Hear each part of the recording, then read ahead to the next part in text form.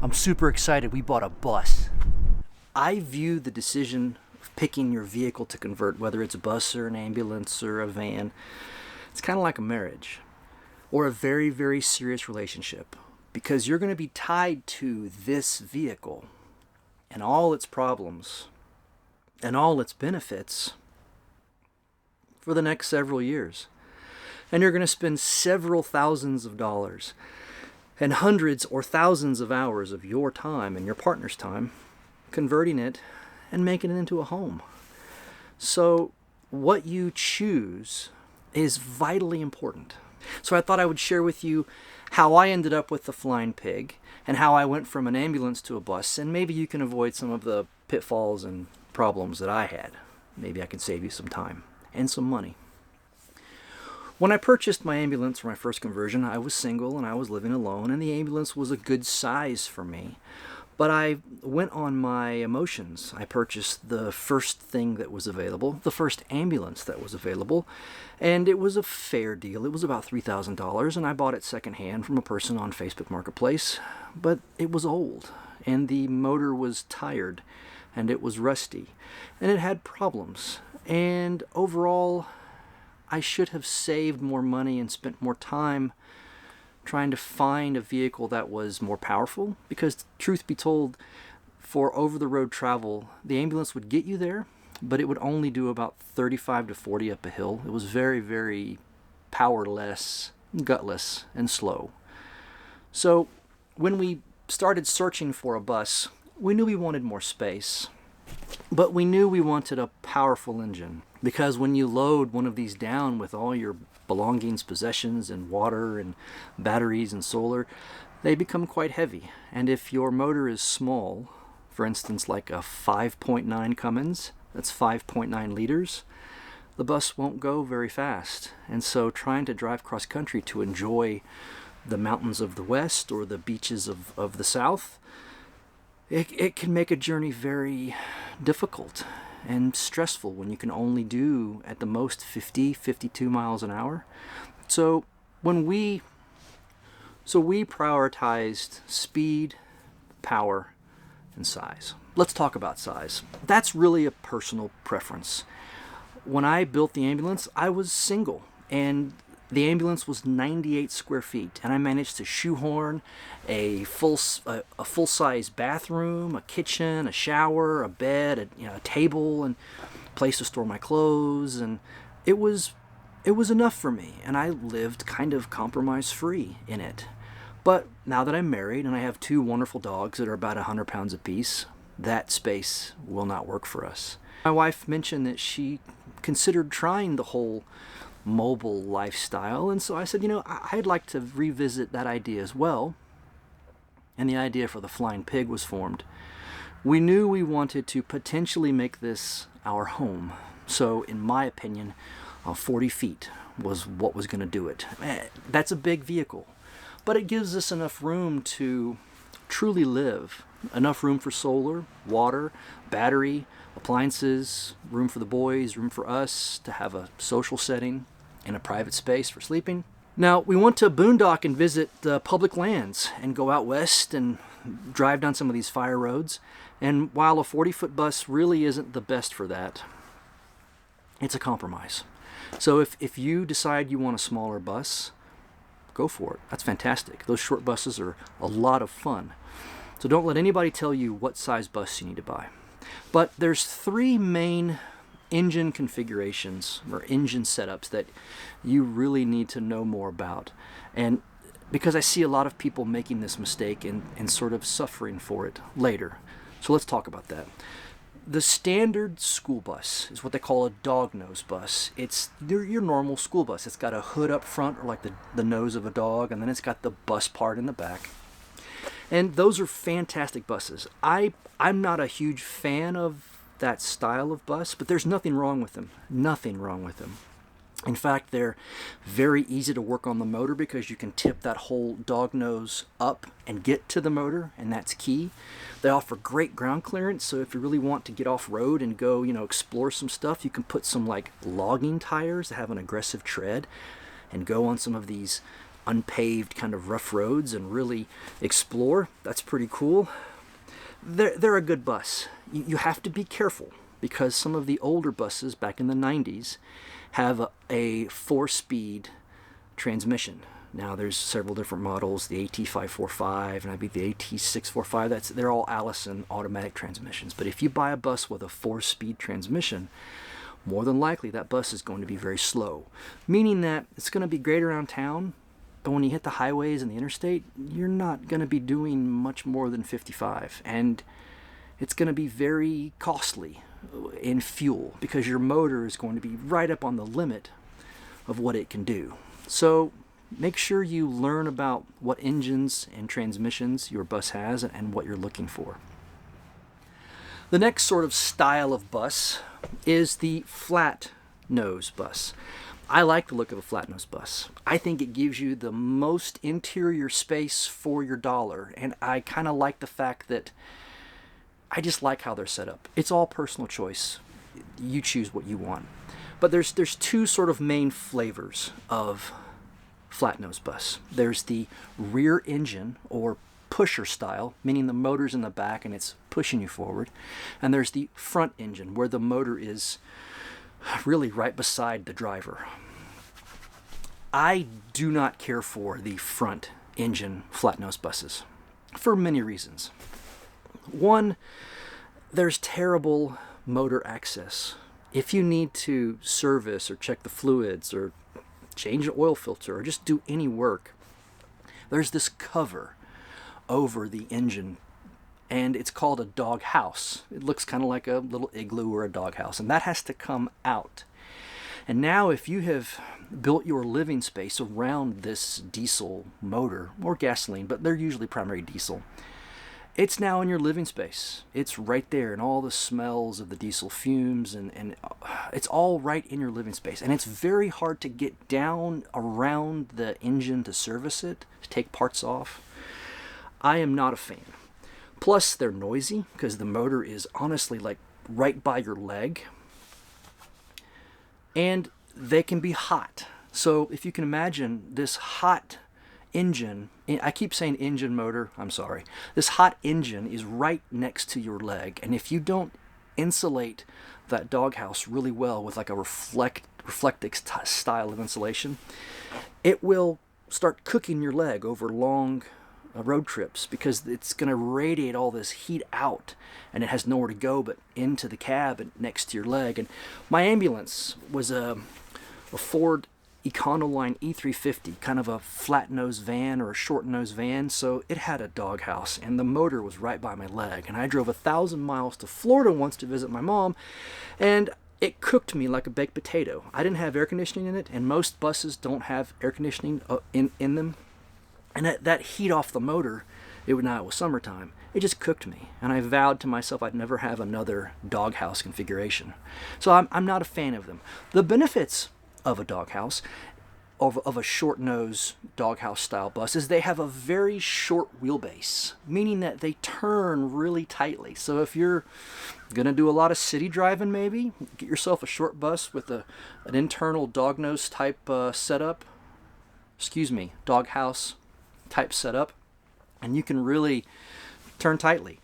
Not my flavor, don't care for them. Too much of a hassle. So that narrowed down the buses that we chose. So now the diesel pusher. I love the idea of a diesel pusher because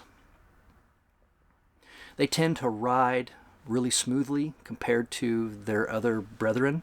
The engine is 35 feet that way, so they're quiet. I can barely hear the engine up here when I'm driving. Secondly, there is no drive shaft. So if the motor is up here in the front where you're driving, and the wheels that drive the bus are back there, there's this long drive shaft that connects the front of the bus, the engine motor part, to the back of the bus.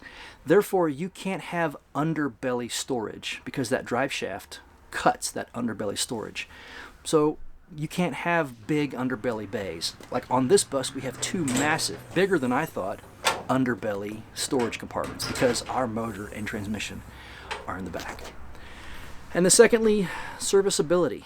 Back there is like a whole engine bay where I can literally open a door and stand next to my engine and access virtually every part. And if I really need to rebuild the engine, there's these panels in the back that come out, and I can service the engine, rebuild it in frame. I prefer that. I would say the dog nose bus with the hood that tips up is probably the easiest to access. The rear engine diesel pusher is probably the second easiest. And then the dog house, where the engine's next to your leg when you're driving, is the hardest to access. So that's my opinion. Now, the rear diesel pushers tend to be 40-foot buses. They tend to be big buses. And if you're not looking for a big bus, I get it. Your options are kind of limited. But you need to at least know what you're looking for. We wanted a highway cruiser. We wanted something that would really click off the miles easily and with good fuel mileage. So this bus has an international. I like international engines. It's got an international DT 530. Now, if you've heard rumblings of the DT 466 being kind of like the daddy of engines, real reliable and sought after, this is its bigger brother. So it's one of the largest engines that they fit to buses. I think it's 8.7 liters. It's a good engine. I'm very pleased with it. And it has the Allison MD 3060. Now that 3060, it's a 3060. That 3000 series of transmissions is one of the heaviest, as far as heaviest built transmissions they fit to buses like this, to school buses. And it's got 6 speeds. Now this bus only has 5. I have to go in the computer and have someone unlock 6th gear. But having 6th gear means this bus will cruise at 70 pretty comfortably. In 5th, it'll do 65 all day long, no problem. And this bus is a 2001, so it's not completely manual. A lot of people talk about they want a manual or a mechanical DT466, meaning that there's no computers. It's got a Bosch brand injection pump, and it's very easy to fix in the sense that you don't have to have a laptop or a program to fix it. But you lose some creature comforts. You lose like cruise control. It's kind of hard to find a mechanical DT466 with cruise control, where if you start going into 2000 year range, you start getting where they are computerized, but not so much as the new buses. And they do have cruise control and some nicer amenities. So I'm not terribly scared of the computer tuning. I plan on purchasing a tuner myself at great expense, but I want to have the ability to communicate with the engine control module on the bus and do the maintenance myself. I think that will save money on the back end. I say the next thing, I've talked about engines and transmissions. Learn as much as you can about what engine and transmission you're thinking about buying. There's a lot to learn. There's Caterpillar engines, and they're good engines. The only negative that I've heard of, now for transparency, I've never owned a Caterpillar engine. Servicing a Caterpillar engine can be very expensive. Parts are expensive, and a service center can be very hard to find. So just take that in mind. You may know cats or have a friend that know cats, but I steered clear of them. Secondly is Cummins. In my opinion, Cummins makes a good engine, and Cummins was my second choice. Cummins has an 8.3 liter inline 6 diesel engine, and I like that engine. Most of your big semis run an inline 6, so cylinders are lined up in a row, and they do that for several reasons. The engines tend to be built better. They're just they're more stout, and they're more torquey. They produce more torque than a V8, and plus there's just more things to go wrong with a V8. It just adds complexity. I prefer an inline 6, but there is nothing wrong with a good, well-built V8. So Cummins is a good engine. I like Cummins. And then International. I feel that International makes good engines up to a point. Now, there is a period of time when you get sort of toward newer buses where you'll hear the name MaxxForce. Now, MaxxForce engines have a terrible reputation. They are not reliable. From what I've heard, I've never owned one, but I was told by multiple people in multiple places to stay away from any bus that had max force attached to it. Now, they'll try to fool you, because the max force DT466 is still a DT466, but it's a max force flavor. I don't know the exact years when max force started. I think it's later in the 2000s. But the previous generation was like called Navistar. Navistar, max force. There's a lot to know, but the point is, learn about your transmissions, learn about your engines, just do some light reading, and make an informed decision, because once again, this is like a marriage or a long-term relationship. If you were going to move in with someone and live with them for 5 years, you'd kind of want to know who they are. What are their red flags? And when you're buying a bus, it's the same thing. When you're going to spend your life in a bus and around a bus, you kind of want to know what the red flags are. And one more thing. The Cummins engines and the International engines, they're a wet sleeve configuration, and you don't need to know the details, but what it does mean is that you can rebuild one of these engines in the frame. You don't have to yank this whole heavy lug of an engine out to rebuild it.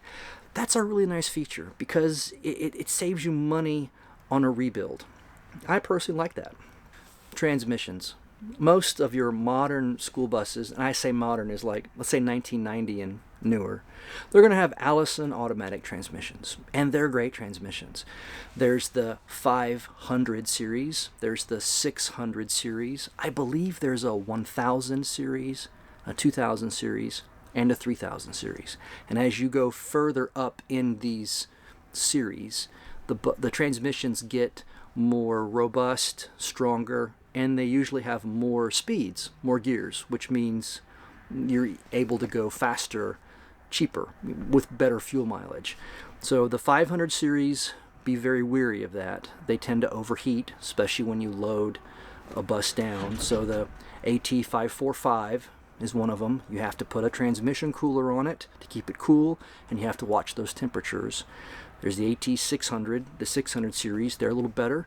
I believe they still have 4 speeds, but they're not as prone to overheating as the 500 series. And then you have the 1000 series. I think most anything in the 1000 series, the 1000, 2000, and 3000, they're good transmissions.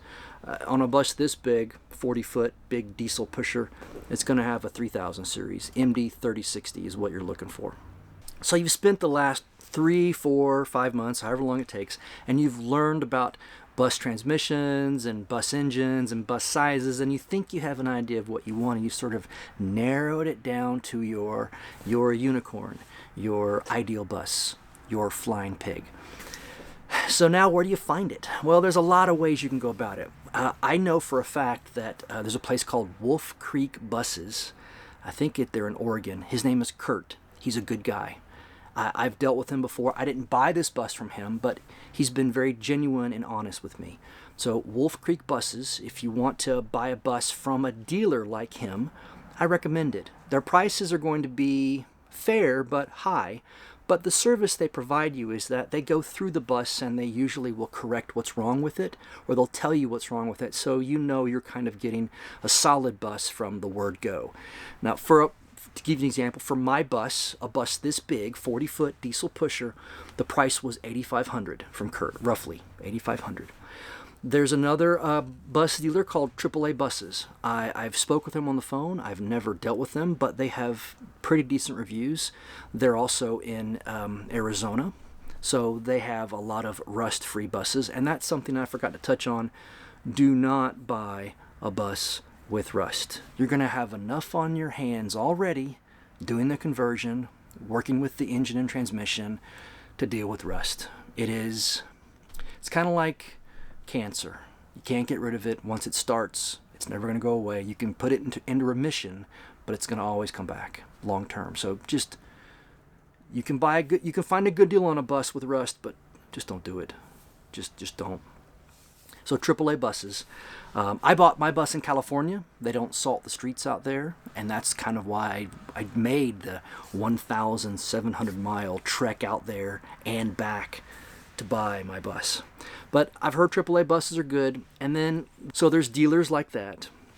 And then you have the secondhand market. Facebook Marketplace, they have a lot of bus for sale type groups that are good.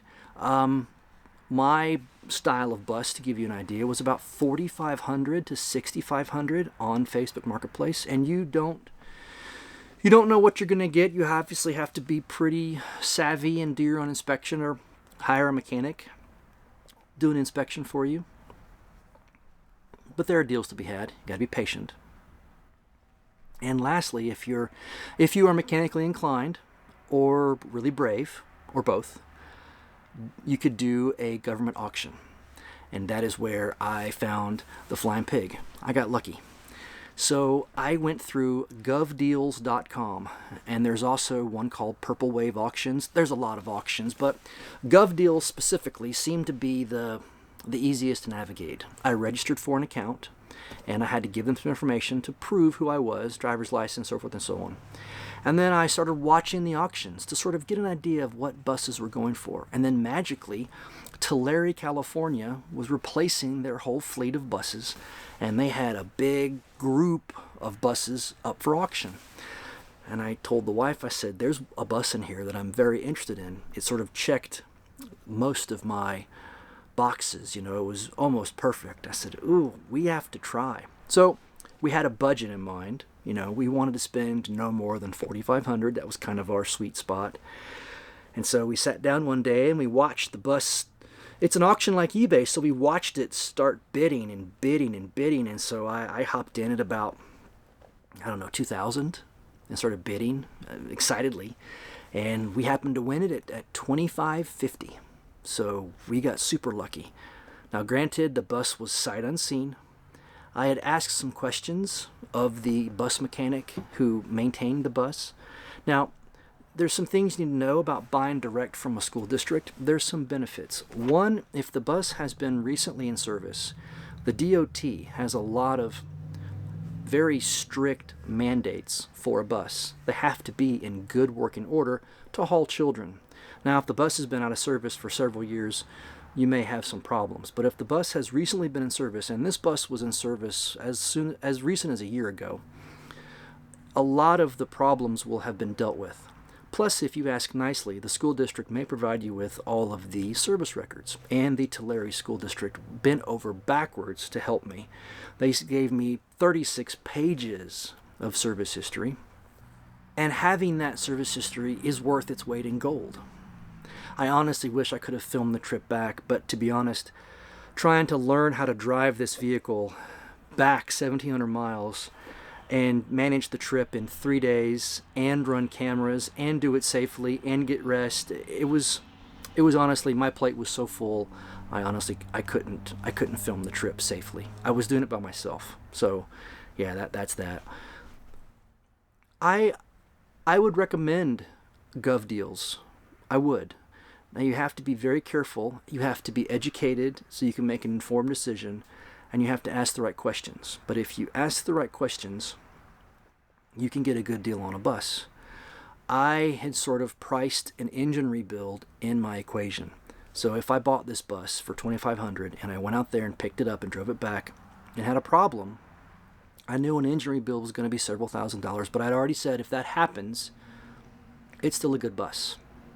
And if I rebuilt the engine or had it rebuilt, now it's a good bus with a new engine. So now we're going to gut it, raise the roof, insulate, radiant floor heat, 4,500 watts of solar. I'm going to build a custom battery array. I'm going to do hydronic radiant heat so it be powered by diesel. It's going to be a really cool build. It's going to take probably 2 years of my life and a lot of sweat and blood to get it done. But I'm going to try to share as much of the experience with you that I can. And I appreciate you watching and hanging out. So, yeah, this channel's new, and it's really blown up far more than I expected. It's really nice, and I want to thank each and every one of you who have subscribed for your support and just hanging out with us. Yeah. So this is the Flying Pig. My name's Jason. I'll see you in the next one.